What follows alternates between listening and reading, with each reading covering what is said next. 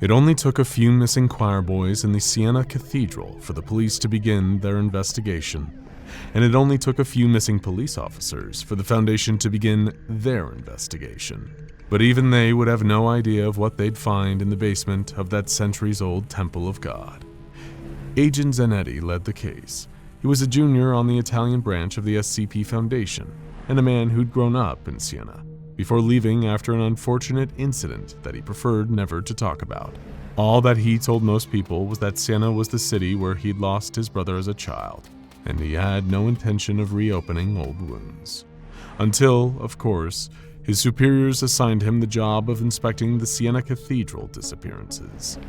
Foundation assignments were not the kind of thing you could pass over for personal reasons, if you believed those reasons would compromise the mission. Zanetti was nothing if not a stone-cold professional when it came to the job.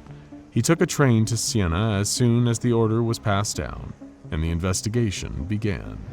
He conducted rigorous interviews with the clergy and custodial staff at the cathedral, who all said that they'd noticed strange goings-on at the cathedral, especially if they were alone at night. Each one reported seeing a strange glow coming from the basement door that seemed to fade away if ever they looked at it, not to mention the sounds. One sound, which sometimes seeped through the cathedral's ancient walls when all else was silent, sounded not unlike clapping, endless, thunderous clapping in some distant place. But even more peculiar was the music. Organ music, that much was unmistakable, played at an eerie high pitch. It was nothing like the deep, rich, and melodious tunes of the church's iconic organ. The tune wasn't recognizable, even to the church's senior organist, who knew almost every hymn by heart. Incidentally, all of the people who had gone missing, most of whom were young boys, members of the choir, had reported hearing the faint, almost spectral music to clergymen in the days before they disappeared. To Agent Zanetti and his team, the basement, then, seemed like the most logical place to go. He felt distrustful of the staff here at the church, personal experience. And as with many anomalies involved in institutional buildings like this, Zanetti expected that at least some of the people here knew what was really going on, even if they weren't actively colluding with the threat itself. They poured through every inch of the basement, using all of the most advanced diagnostic and research tools at their disposal. The Hume level appeared normal, but there was a high concentration of Akiva radiation, the telltale giveaway of a concentrated location of powerful human belief. Unsurprising in an old church like this, but even then, something about it felt strangely unsettling to him. For personal reasons, Zanetti had requested to spend time on the Foundation's Tactical Theology department. It was almost a kind of order of Foundation-aligned warrior monks and theologians who used their knowledge of religion to investigate associated anomalous activity. Zanetti's time on the TTD was probably the very reason that the Foundation put him on this job in the first place. He developed an innate instinct for these kinds of readings, an understanding of how the Akiva rating betrayed normal and abnormal concentrations of faith. Even for a church, this basement was intense. He couldn't help but wonder what was being believed here, and who were the believers. It seemed almost like a joke when the first portion of the anomaly was discovered, after one of the investigators moved a bookcase so he could get a better view of the wall across from him. He exposed what seemed to be an ancient wooden door with a small metal plaque nailed to the wall next to it. The Akiva radiation coming off that door was something else, and stranger still, readings of Hume level were extremely unusual here. For anyone unfamiliar, Hume levels indicate the stability of the fabric of reality itself. When those are out of whack, it indicates that you might not be looking at something that's entirely in step with the concept of real. And yet somehow, that was nothing compared to the shock that coursed through Zanetti's body when he took a closer look at the plaque and saw that it read, SCP Foundation Department of Abnormalities. He immediately requested for one of his teammates to cross-check this with all known Foundation databases and find out whether there was such a Foundation department once, and whether they'd ever been recorded operating in this area. But no, there wasn't a match, at least not one on any of their clearance levels. Whatever so-called Foundation department they were looking at here was entirely off-book, and that warranted them taking a closer look immediately. On the other side of that door, as they likely expected for a place with such a warped Hume level, they didn't find a brick-walled room in the same Gothic architectural style of the rest of the cathedral. Instead, they were greeted by the vaguely familiar image of a tented Foundation research outpost, where they immediately recognized the sound of the terrible clapping and the faint, distant, high-pitched organ music. But now they could tell that the clapping sound wasn't clapping at all. It was endless rainfall on the roof of the canvas tent. And what was inside that tent raised so many more questions than it answered. The place appeared to be a kind of rudimentary biomedical laboratory, incorporating a strange mix of cutting-edge technology and mediums of recording and study from centuries ago. Flash drives set next to parchment and wax cylinder recordings. There were both modern test tubes and ancient vials of what appeared to be blood and bone samples, some refrigerated and others left out on tables, as though the researchers here had left in some kind of mad hurry. There were no written notes, only a single Foundation computer terminal that nobody there had the credentials to unlock. But far more interesting was what lay on a steel table in the middle of the room. The skeleton of what would later be confirmed as a prepubescent boy, cause of death unconfirmed, missing several bones that may have been taken away for unknown studies. Next to the skeleton lay a print copy of the score for a choral prelude titled Sol Golgata. Agent Zanetti didn't like any of this, not one bit. Not just because the Hume readings and the scores of his Akiva radiation detectors were off the scale. Something about this place caused bad memories to stir deep in the iron cauldron of his mind.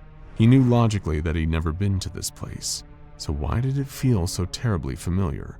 Where's all that rain coming from? He said aloud. It wasn't raining outside.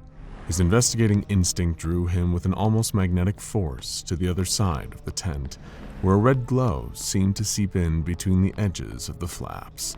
He reached forward and pulled the flap aside, staring with absolute awe and horror at what he'd discovered.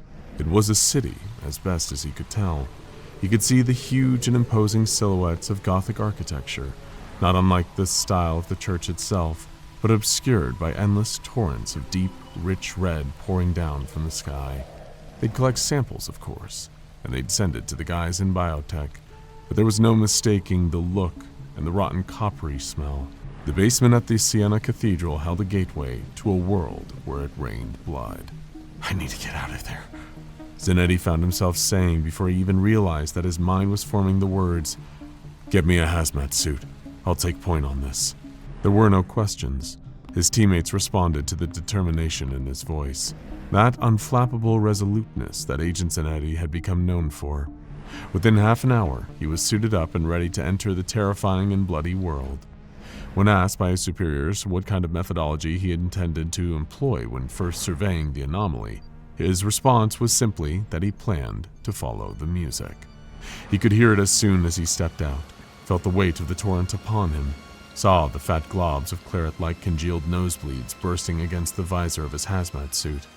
It was revolting, soul-rocking even, but some part of him knew that if he followed that broken tune through the bloody rain, he would find what he'd been seeking his whole life on the other side.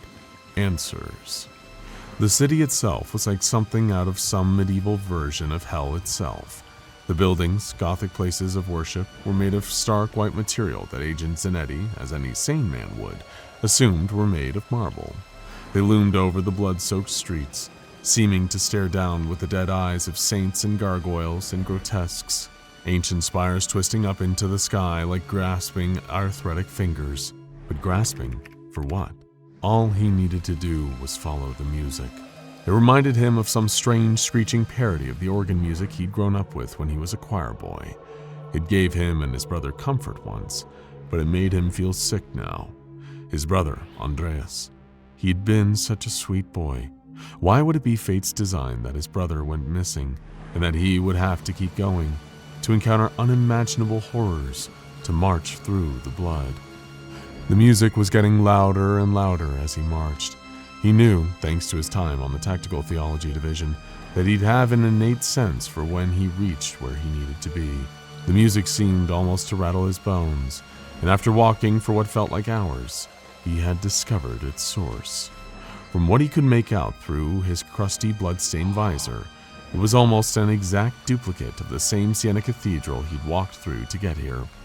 Almost, because the real Siena Cathedral wasn't stark white, like desert-bleached bone. He knew that the answers he sought would be in there, if he could handle them, if the knowledge didn't melt him away like a rectory candle. It took more strength than he'd ever expended in his life to force those doors open and stumble inside, creating a trail of bloody footsteps across the white ground. The organ music was near deafening in here. It rattled him. It seemed to squeeze his cells together. Still, he needed to get closer to the organ to make sense of all this. It was a ruin.